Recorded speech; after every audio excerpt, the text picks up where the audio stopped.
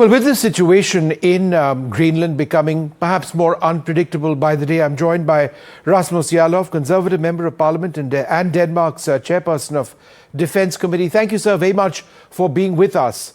There is no clear sense that most people are getting about where this is all headed. Yesterday, we heard statements that Denmark would respond if there was any American military presence in Greenland that you were uncomfortable with. Is that right? Yes, thank you for taking interest in this in India as well. We appreciate that very much. Of course, in the situation that there was an American attack on Greenland, of course, we would have to defend it. We understand full well that it would be a very tough fight, and we would not be able to stop the Americans by military means. But we also want to make clear, of course, that it's not acceptable to attack us militarily, and it would lead to the absurd situation and disastrous situation of a war between two NATO countries, which would be completely devastating and very, very stupid and unnecessary. Mr. Jarlov, you make an important point. Denmark would respond militarily, come what may, if there is American military aggression in Greenland. Is that right? I really don't like to talk a lot about that scenario because that can sound like we're threatening the Americans and we're trying to be tough. We're not. We understand we're a small power, very, very small power compared to the Americans. So it's not like we're trying to intimidate the Americans, scare them. But if theoretically that would be a war between two NATO countries, and of course that would lead to shots being fired and people be killed, and I would have to go to funerals. I would have to look at people who had been gunned down by Americans for absolutely no reason, and that would be a tragedy that's just really hard to understand, and a very, very unnecessary one, because the Americans already have access to Greenland. We already have a defense agreement that allows them access. And they can do mining in Greenland as well if that's what they want. So there's absolutely no need for this.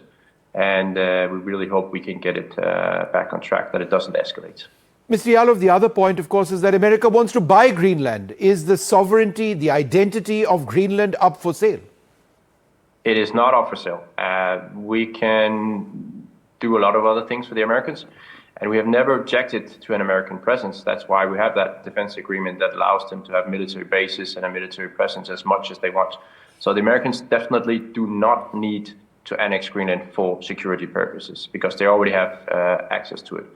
But we can't sell 57,000 Danish citizens to become Americans. They don't want to, and they have made that extremely clear. And Denmark has made it extremely clear that we can't sell Greenland. It's not for sale, and it's not a matter of a price, so it doesn't matter what type of money is being offered, and it is also regardless of what pressure is put on us. We simply can't do that.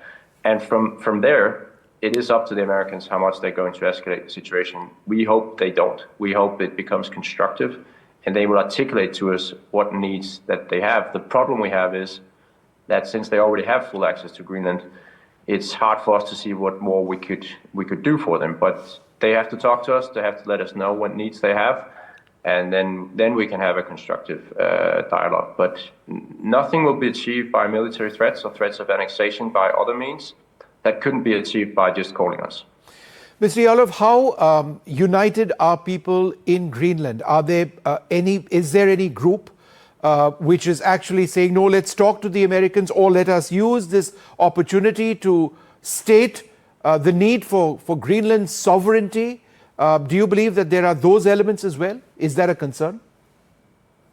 There are different approaches to how much you should talk to the Americans. But there's complete agreement that the Greenlanders do not want to become part of the United States. There was an election last year, and in the local Greenlandic parliament, where there's 31 members, there wasn't a single one elected that wants to join the United States. And there was a poll, a very large poll made last year, that showed that only 6% of people in Greenland would like to leave Denmark to become part of the United States. So although many Greenlanders do dream about becoming independent, there's hardly anyone that wants to join the United States. So we're trying to, Denmark is not preventing Greenland from becoming independent. They're part of Denmark because they have not requested independence. They've had the option of leaving for 17 years, so they could have done that if they wanted. They've not requested it. They've not started the process. And we're available for Greenland to help them develop as long as they're part of Denmark. We're assisting them in developing the country, the direction that they want. But we're also protecting them right now from being taken over by the Americans because that's something that they don't want. And the ties between Denmark and Greenland are quite close. They speak Danish, they're Danish citizens, they have members of our parliament here in Copenhagen, where I am right now. And a quarter of all Greenlanders live in Denmark. Most of them have spent time in Denmark during their life. They've been educated here and so on. The ties are very, very close. So it's very few Greenlanders that completely want to cut the ties to Denmark. But they do want more autonomy. And they're working towards that. They're gradually building up their society, educating themselves, becoming more and more capable of taking over roles in society. But for now, the ties with Denmark are crucial to Greenland, and they don't want to cut those ties. Would this spell the end of NATO if America were to do anything? And I'm not just talking about militarily, but otherwise, if they were to force the issue one way or the other, would that spell the end of NATO? It could well do that. I mean, certainly a military attack would be the end of NATO, because then Denmark would have to invoke the Article 5 in NATO, which is the oath that countries have to come and protect us. And then the Americans and all other countries would be obliged to come and help Denmark protect Denmark against the United States. Of course, the Americans would veto that, and then NATO would be dead. But other means are also unacceptable. I don't think any country could or should accept a targeted campaign from a foreign power to dismantle the country. And that's really what we're talking about. Americans are working actively to try to dismantle the Kingdom of Denmark.